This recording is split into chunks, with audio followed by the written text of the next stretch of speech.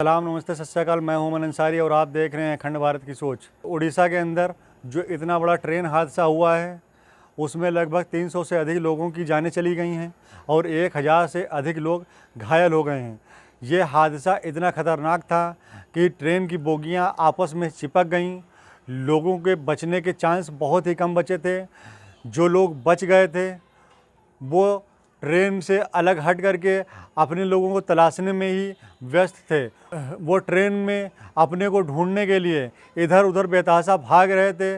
भूखे प्यासे बच्चों को लेकर के जो औरतें ट्रेन के आसपास बैठी थीं, उनका दर्द इतना खतरनाक था कि जिसके बारे में अंदाज़ा लगाना भी मुश्किल।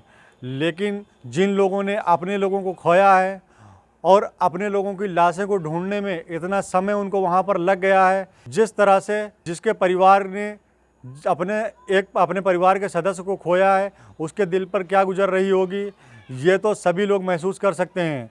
लेकिन जहाँ पर हादसा होता है उस जगह पर जो लोग मौजूद होते हैं उनके दिल पर क्या गुजरती है ये बहुत बड़ी बात होती है। सारी खबर आपको विस्तार से बताएंगे, लेकिन उससे पहले हमारी आपसे गुजारिश है, हमारे YouTube चैनल अखंड भारत की सोच को लाइक शेयर सब्सक्राइब करना ना भूलें तथा साथ में लगे हुए बेल आइकन को ज़रूर प्रेस कर दें, जिससे हमारी आने वाली हर वीडियो सबसे पहले आप तक पहुंच जाए। आपको बता दूं, ओडिशा के बालासोर में शुक्रवार शाम को एक बड़ा ट्रेन हादसा हो गया था।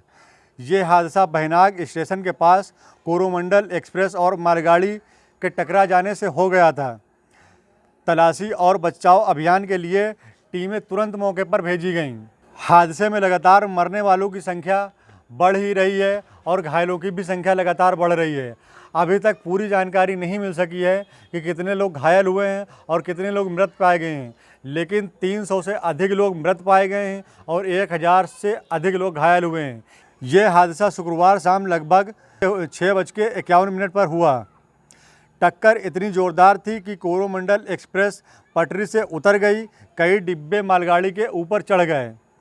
कोरोमंडल ट्रेन इतनी स्पीड में आ रही थी कि वो अपनी पटरी से उतर गई।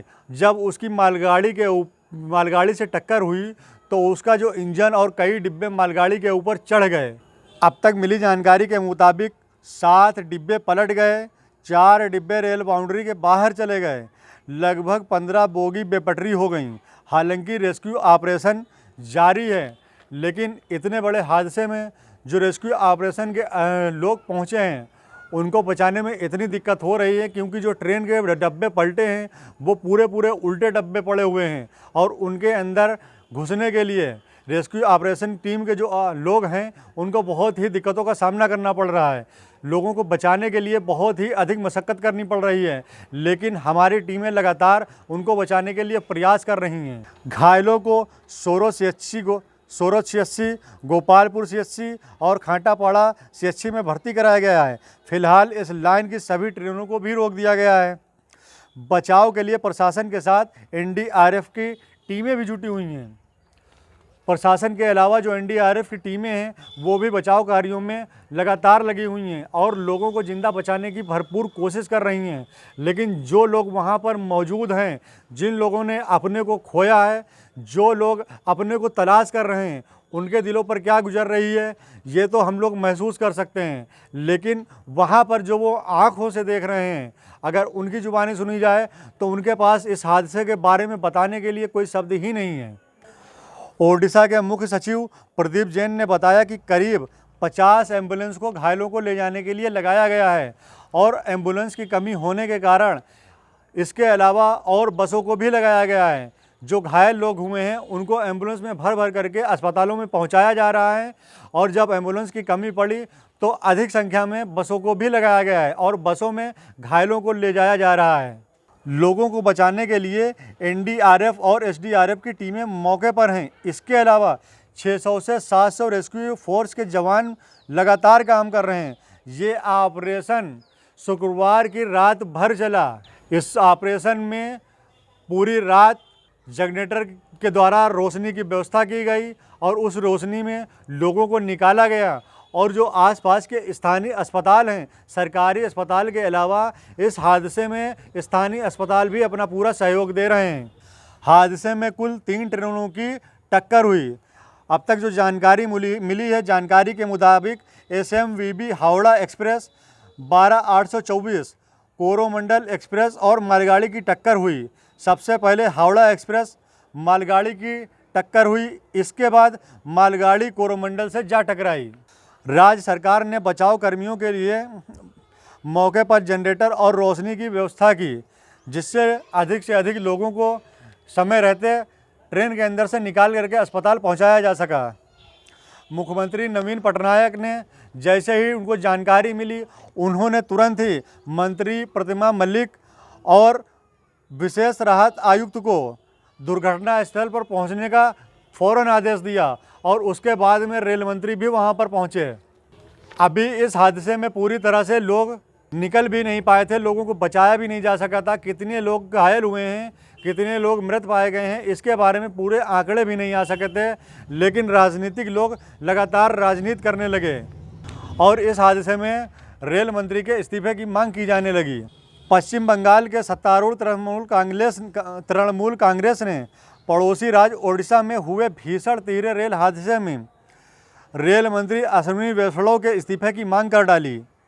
TMC के राष्ट्रीय महासचिव अभिषेक बनर्जी ने कहा कि केंद्र ऐसे हादसे रोकने के लिए ट्रेनों में टक्कर रोधी उपकरणों का इंस्टॉल किए जाने के बजाय विपक्षी नेताओं की जासूसी करने के लिए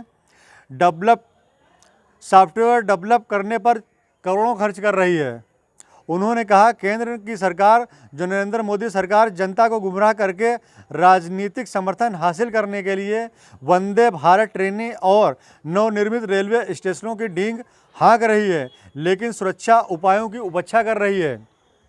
आपको बता दूं, इस हादसे के बाद रेल मंत्री भी तुरंत उस जगह पर पहुंचे और उन्होंने इस हादसे का पूरा जायजा लिया और जल्द से जल्द घायल लोगों के स्वस्थ होने की कामना की और घायलों को अस्पताल पहुंचाने के लिए लोगों से अपील की। जो उनके बचाव कर्मी लगे हैं उनसे लगातार अपील की कि आप लोग जल्द से जल्द जो घायल हैं उनको निकाल करके अस्पताल पहुंचाइए और जो लोग मृत पाए गए हैं उनको शवों को निकाल करके जल्दी से जल्द उनके अपनों को सुपुर्द करिए।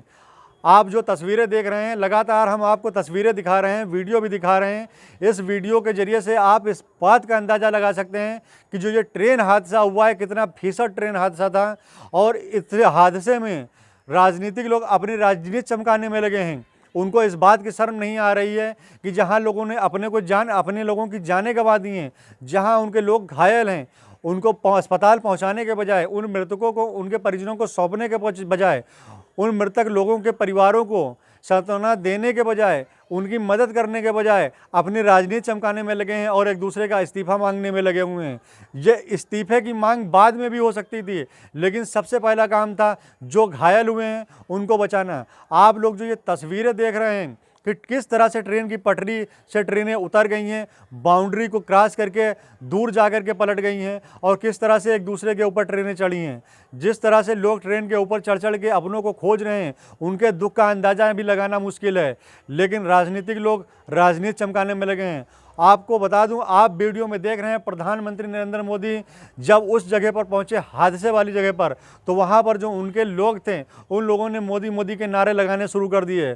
उन लोगों को इस बात की शर्म नहीं आई कि कोई भी आया है, यहाँ इतना बड़ा दुख है, इस दुख की घड़ी में प्रधानमंत्री जी आए हैं, लेकिन हम प्रधानमंत्री का नारा लगा करके उनके ऊपर लांछन लगाने का लोगों को मौका दे रहे हैं। जो विपक्षी लोग हैं या जो उनसे नफरत करने वाले मीडिया के लोग हैं, कुछ ऐसे लोग हैं जो प्रधानमंत्री नरेंद्र मोदी को नहीं देखना पसंद करते हैं, वो लोग लगातार इस बात को उठा देंगे, इस बात को एक मुद्दा बना देंगे।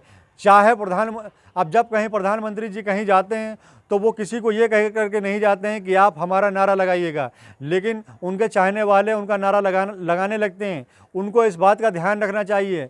ये शोक संवेदना के लिए आए थे प्रधानमंत्री जी, वहाँ पर लोगों की मदद के लिए आए थे, वहाँ पर किसी पार्टी का प्रचार, अपने किसी नेता का प्रचार करने के लिए नहीं आए थे। ये जो गलती आपने की है, ऐसी गलती दोबारा ना हो, मैं इसलिए ये बात बता रहा हूँ कि लोगों ने इस बात को एक मुद्दा बना दिया है। आप देख लीजिए वीडियो में किस तरह से लोग मोदी मोदी के नारा लगा रहे हैं। दोस्तों, फिलहाल इतना ही। अमन अंसारी को दीजिए इजाज़त। नमस्कार।